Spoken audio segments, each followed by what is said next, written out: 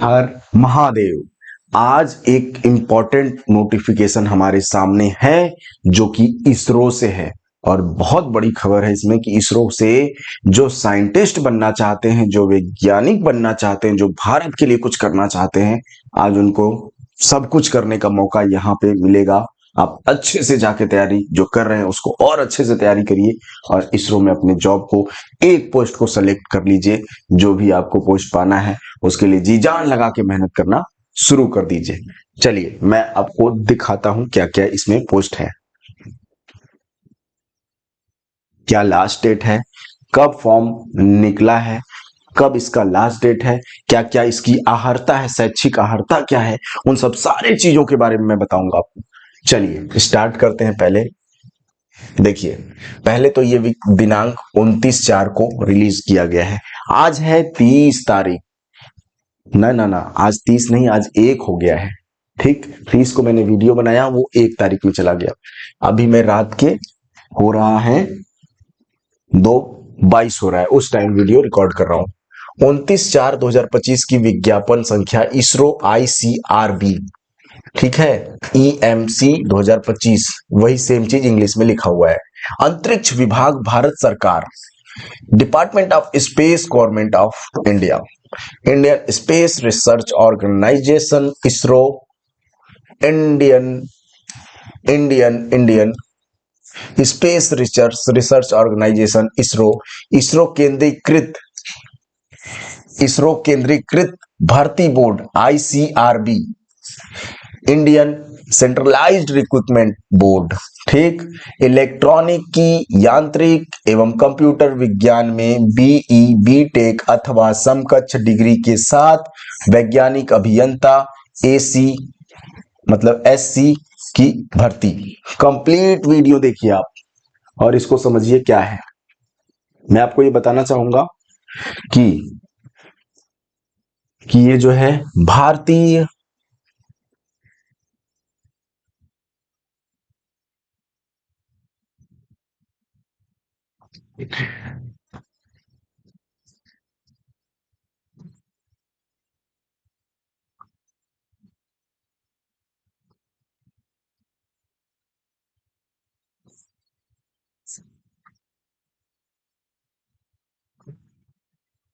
क्या आ जा रहा है यार,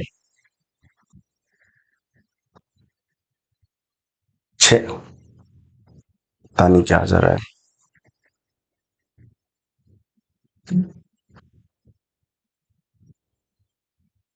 चलिए आ गया, ध्यान से देखिए।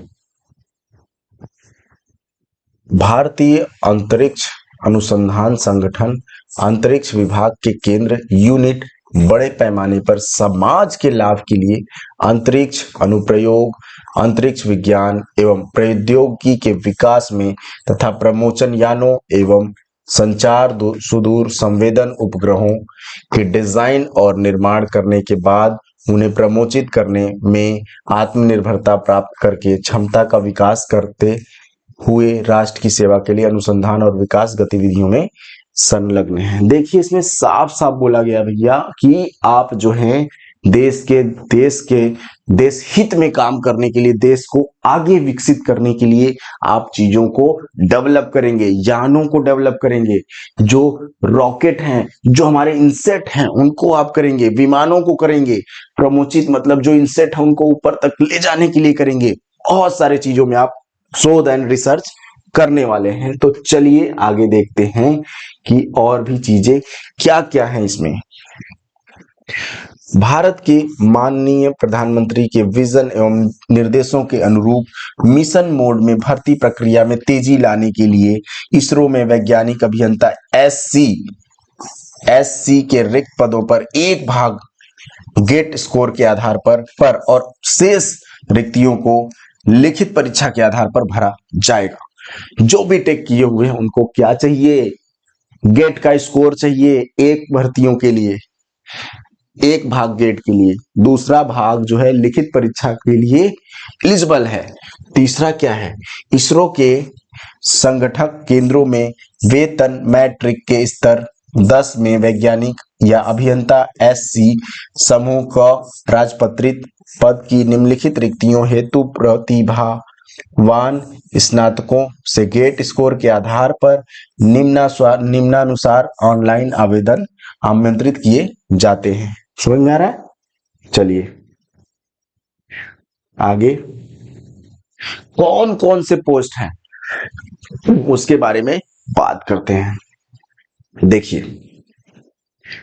पहली पोस्ट, पद का नाम, पद कोड संख्या, रिक्तियों की संभावित संख्या, तैनाती के लिए संभावित केंद्र और यूनिट। बीई डिप्लोमा के बाद जो 3 साल का बीई करते हैं उसके लिए। वैज्ञानिक अभियंता SC electronic, scientist engineer SC electronics, पद का ही नाम है ये। रिक्तियों की संभावित संख्या जो टेंटेटिव नंबर ऑफ वैकेंसी है 22 है, बहुत है, enough, more than enough.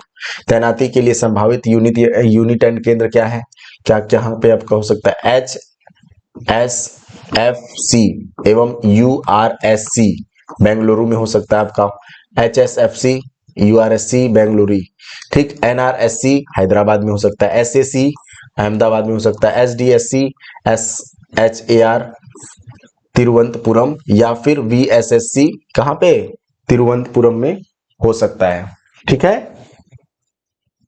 Sriharikota भी इसमें है, क्या है, श्रीहरिकोटा भी है इसमें। आगे देखिए, दूसरा बीई वैज्ञानिक अभियंता SC यांत्रिक, ठीक है। 33 पोस्ट है इसमें, 33 बहुत ही अच्छी पोस्ट आई है। HSFC URSC बेंगलुरु में, IPRC कहाँ पे, अहमदाबाद में, SAC श्रीहरिकोटा में अहमदाबाद, VSSC तिरुवनंतपुरम में, LPSC वलियमला में, ठीक है। उसके साथ बीई वैज्ञानिक अभियंता SC कंप्यूटर विज्ञान, scientist engineer computer science, HSFC URSC Bengaluru में, MCF हसन में, NRSC हैदराबाद में, SAC अहमदाबाद में। ये सारे आपके दिख रहे होंगे आपको पोस्ट, कहां पर कितनी है। आगे बढ़िए, अब इनकी क्या क्या आहर्ता है, क्या क्या इसमें टर्म्स एंड कंडीशन है, क्या पढ़ के आप जाएंगे, क्या सिलेबस है, क्या क्या चीजें इसमें पूछी जाएंगी, वो सारी चीजें मैं बता देता हूं। चलिए, जनरली कोई दिक्कत नहीं है। देखिए, पहला पोस्ट, दूसरा पोस्ट, तीसरा पोस्ट, तो ये है इलेक्ट्रॉनिक्स के लिए, यह है मैकेनिकल के लिए, यह है कंप्यूटर साइंस के लिए। ध्यान रखिएगा, न्यूनतम इसमें 65 होना चाहिए अंक। उसके बाद 10 पॉइंट स्केल पर CGPA 6.84 होना चाहिए 10 के स्केल पर, ठीक है। इलेक्ट्रॉनिकी एवं संचार अभियांत्रिकी में BE या BTech होना चाहिए। ये रही इसकी आहर्ता, ठीक। अब गेट आहर्ता इलेक्ट्रॉनिक एवं संचार अभियांत्रिकी में वैध GATE score paper code EC जो होना चाहिए आपके पास। उसके बाद देखिए, इसमें सेम चीज में साइंटिस्ट आपका ये जो है न्यूनतम 65 अंकों, सभी सेमेस्टरों का औसत 10 पॉइंट स्केल पर 6.84 होना चाहिए। सेम ही चीज है ये दोनों सेम ही चीज है, ठीक है, ध्यान रखिएगा। अब चलिए, गेट आहर्ता क्या है, यांत्रिक अभियांत्रिकी में वैध GATE score paper code ME, same ही चीज है, ये भी सेम ही चीज है, ठीक है। वैसे ही सेम इसमें भी है, यानी सेम आहर्ता है इसमें। अब देखिए, नोट में इंपॉर्टेंट में क्या लिखा हुआ है, इंपॉर्टेंट में नोट में लिखा हुआ है, विश्वविद्यालय द्वारा निर्धारित पाठ्यक्रम की निर्दिष्ट अवधि के अंदर स्नातक पूरा किया होना चाहिए। दैट मीन्स, क्या इसका मतलब है, जो आपका टाइम ड्यूरेशन है, मतलब 3 साल का आपको BE करना है तो 3 साल में ही करना है। कोई पेपर बैक अगर किसी का लगा है तो वो कृपया करके इस फॉर्म को ना भरे, या 3 साल के डिप्लोमा करने के बाद 3 साल का BE कर लिया है, ठीक है। कोई 4 साल का BTech करने के बाद गेट निकाला, तय अवधि से भी ज्यादा समय लेके आप जिस पाठ्यक्रम को पढ़ते हैं वो इसकी कैटेगरी में यहाँ नहीं आएगा और आप फॉर्म नहीं भर पाएंगे। सीधा सा सिंपल सा जवाब है। चलिए आगे,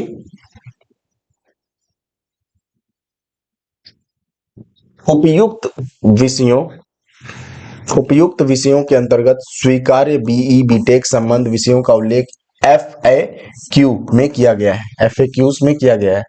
ठीक, जहां कोई विश्वविद्यालय अपनी जहां जहां कोई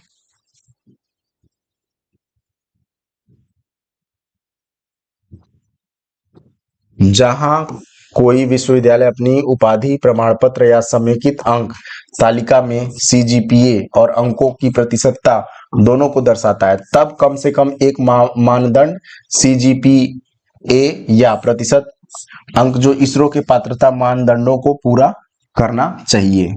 आगे देखते हैं, जहां कोई विश्वविद्यालय अपने उपाधि प्रमाण पत्र या समेकित अंक तालिका में केवल CGPA का उल्लेख करता है तो इस प्रकार दर्शाए गए CGPA को अनिवार्य रूप से क्या इसरो के पात्रता मानदंडों को पूरा करना चाहिए। पात्रता निर्धारित करने के लिए CGPA को अंकों के प्रतिशत में परिवर्तित करने की अनुमति नहीं है, भले ही संबंधित विश्वविद्यालय या संस्था द्वारा कोई रूपांतरण सूत्र निर्धारित किया गया हो। वही मानदंड उन मामलों में आवश्यक परिवर्तनों सहित लागू होते हैं जहां उपाधि प्रमाण पत्र समेकित अंक तालिका में केवल अंकों की प्रतिशतता दर्शाई गई है। इसका मतलब समझ पा रहे हैं आप लोग?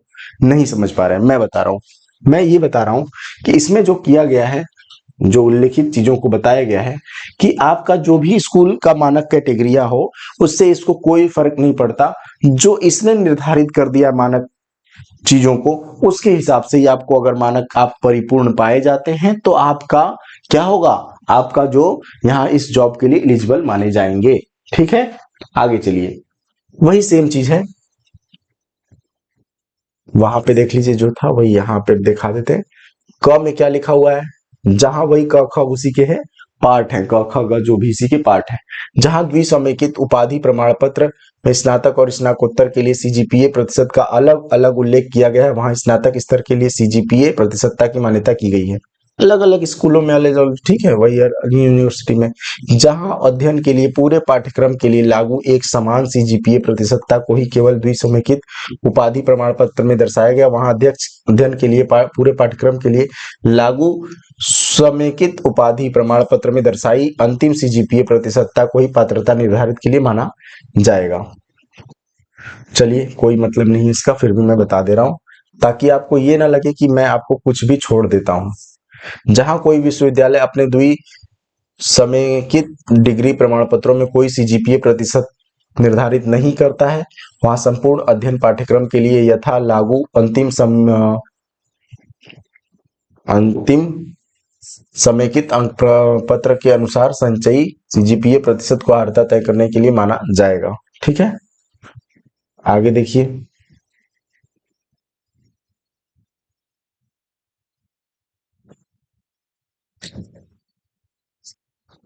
आगे क्या है, उपयुक्त मानदंड समान रूप से लागू होंगे भले ही कोई विश्वविद्यालय संस्था अपने द्विसमेकित डिग्री या प्रमाण पत्र में स्नातक स्नातकोत्तर के लिए CGPA प्रतिशत निकालने के लिए कोई सूत्र निर्धारित कर नहीं हो या करता हो या नहीं करता, उससे कोई फर्क नहीं, मैंने बार बार बता दिया, वही सेम चीज है। चलिए फिर से आगे देखिए, अब इसमें मैं दिखा देता हूँ जल्दी जल्दी से, बहुत ज्यादा टाइम नहीं होना चाहिए। टाइमिंग कितना हो गया, 13 मिनट, 3-4 मिनट और मैं लूंगा। चलिए आगे देखिए, इसमें मैं फट से बताता हूँ। आयु सीमा, आयु सीमा आपका 19/5 19/5/2025, 28 वर्ष से ज्यादा नहीं होना चाहिए, 28 वर्ष से एज से ज्यादा नहीं होना चाहिए। ठीक, 24 या 25 के वैध स्कोर के आधार पर साक्षात्कार के लिए बुलाया जाएगा आपको। सिंपल, 24-25 का स्कोर कार्ड आपके पास होना चाहिए। आवेदन कैसे करें,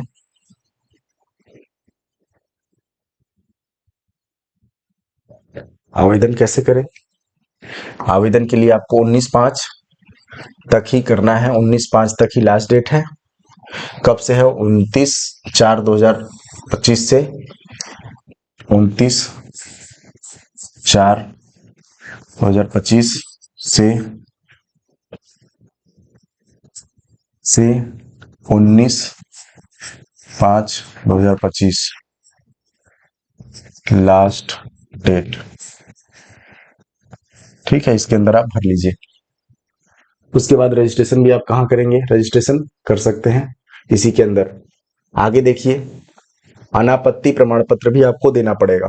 ठीक है, नो ऑब्जेक्शन सर्टिफिकेट, जिसको क्या बोलते हैं, एनओसी। एनओसी देना होगा अगर आप कुछ कर रहे हैं, जॉब कर रहे हैं या कुछ पढ़ाई कर रहे हैं, कुछ भी, तो उसका एनओसी देना पड़ेगा। बिल्कुल ठीक है, आगे देखिए।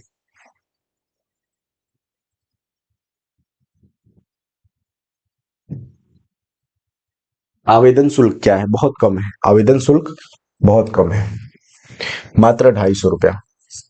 ऐसे ही सारे फॉर्म में 250 रुपया ही लगे, 100 रुपया जैसे एसएससी लेता है वैसे ही लगे, तो कितना अच्छा है। लेकिन नहीं, यूपीपीसीएल को क्या करना है, 1500 लेना है, ऊपर से वैकेंसी भी नहीं देना है। ठीक है, अब पढ़ने वाले बच्चे क्या करेंगे, जिसके पास 1500 नहीं है वो तो वैसे ही नहीं पढ़ पाएगा, पढ़ भी लिया तो फार्म नहीं भर पाएगा। ठीक, कुछ वैकेंसियां ऐसी होती हैं जिसमें 1500 फॉर्म, 3-3 हजार फॉर्म, क्यों लेते हो भाई इतना, क्या उसी फार्म से ही हर साल इतनी इनकम जनरेट कर लेनी है कि उसी से सारे एम्प्लॉय जो बने उनको सैलरी पूरी उसी से देना है। तो जब यही सोच है तो करते रहिए। चलिए आगे देखिए, 250 रुपए, बहुत इतना ही फॉर्म का रहना चाहिए। 100, 200, 150, 250, इससे ज्यादा फीस नहीं होनी चाहिए, क्योंकि हर बच्चा अमीर नहीं होता है। ठीक है, आगे देखिए। बहरहाल आगे देखिए। उसके बाद इस पे आप कर सकते हैं इंटरनेट बैंकिंग में, यूपीआई में, domestic domestic credit and debit card, कुछ भी कर सकते हैं। उसके बाद देखिए, वही आवेदन शुल्क, वही आपको पेमेंट वाला गेटवे दिया हुआ है। ठीक है, वही सेम सी सेम मेक पेमेंट वाला ही है, ये भी पेमेंट वाला ही है। आगे देखिए,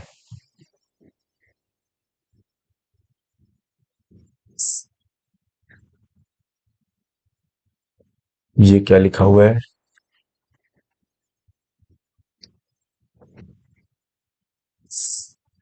24 घंटे के आप अंदर अपने स्टेटस को चेक कर सकते हैं।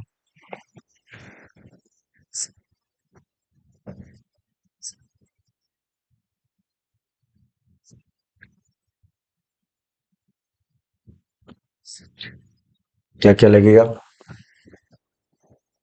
चयन प्रक्रिया में आपका क्या क्या लगेगा, ये सारी चीज लगेंगे, देख लीजिएगा एक बार।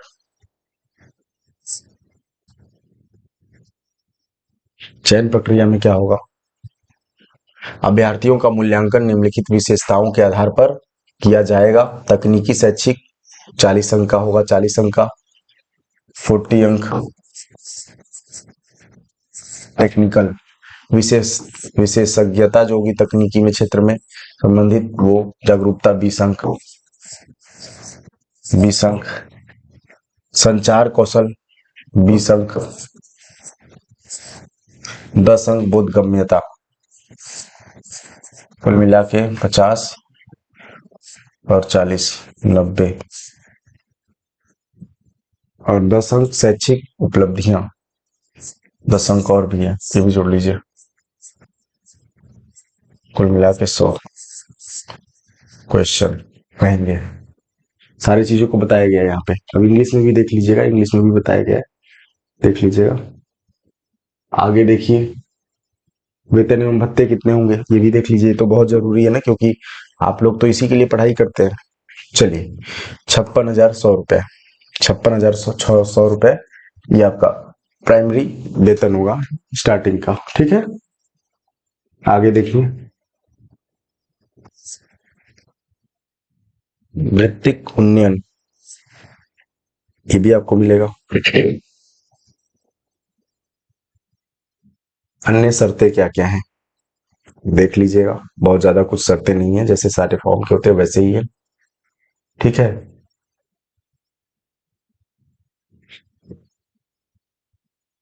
बाकी यही है। आप चले जाइएगा यहाँ से इसरो की होम साइट पे, वहां से जाके आप कर सकते हैं। ये देखिए, इसका ऑनलाइन पंजीकरण का जो है ये डेट है 29/4 से स्टार्ट हो चुका है, 19/5 तक चलेगा और 21/5 तक क्या होगा, पेमेंट ही होगा। मतलब 2 दिन और मिल रहा है पेमेंट के लिए एक्स्ट्रा। तो याद से इस फॉर्म को भर लीजिए आप, बहुत बेहतरीन फॉर्म है, सबसे अच्छा है। यही आपकी वेबसाइट है, इसी पे जाके आप अपने फॉर्म को फिल कर सकते हैं।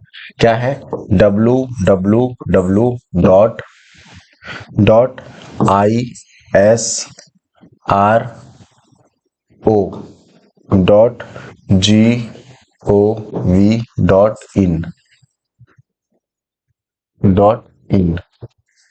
इस पे आप जाके अपने फॉर्म को फिल कर सकते हैं। चलिए, आज तो बस इसी टॉपिक को लेकर आया हूं आपके सामने।